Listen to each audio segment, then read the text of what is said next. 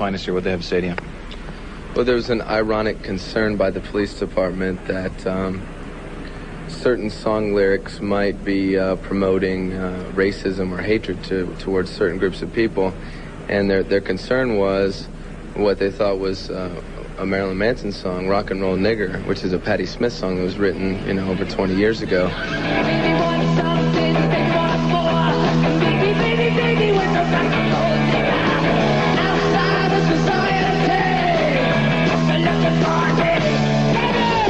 The funny thing about the song is it's written on behalf of artists and musicians and people who feel as if they're on the outside of society, that they've been discriminated against for who they are, what they believe. And it was ironic that they too were discriminated against me by bringing that up, because this song really doesn't have anything to do with racism at all. And I explained that to them, so they said that they probably won't arrest me if I sing it, but I think I have a duty to rock and roll and to our fans to perform that song.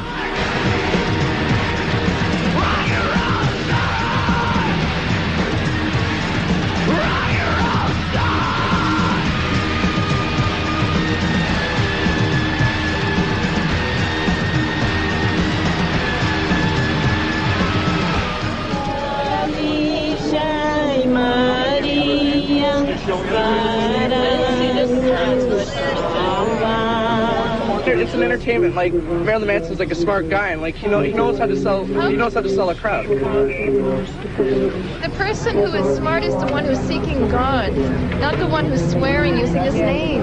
All those people that are outside aren't thinking. They're basing their hatred for me on what they think I am, and that itself is the type of fear and ignorance that's caused so many people to suffer throughout history.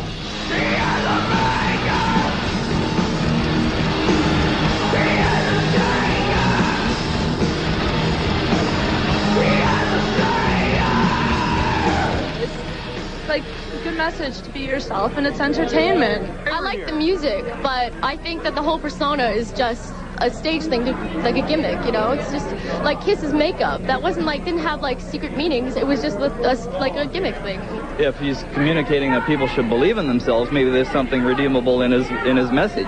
Maybe there is a point of hope there. I've never been to any of his concerts and never heard anything he said. All of what I'm getting is secondhand information. Will you go tonight and see for yourself? Not likely.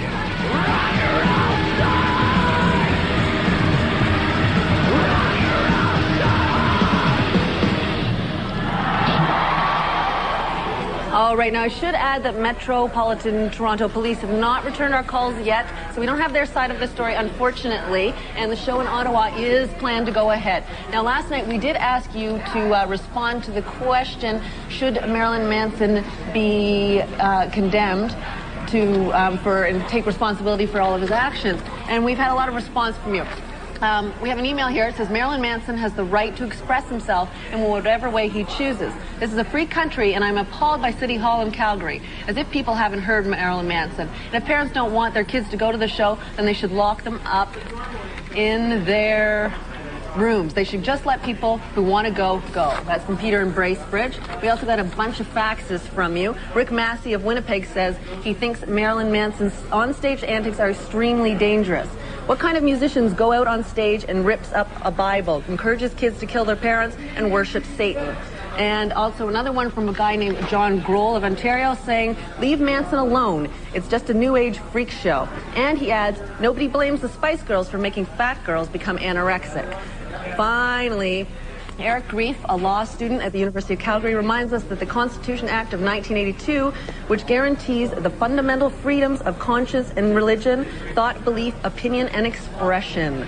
So lots of things coming from all over the country. Thanks a lot for your responses. We really appreciate it. We'll have more on facts this weekend. That's it for Rapid Facts this hour. Next hour, another roadside attraction. So we'll see you then.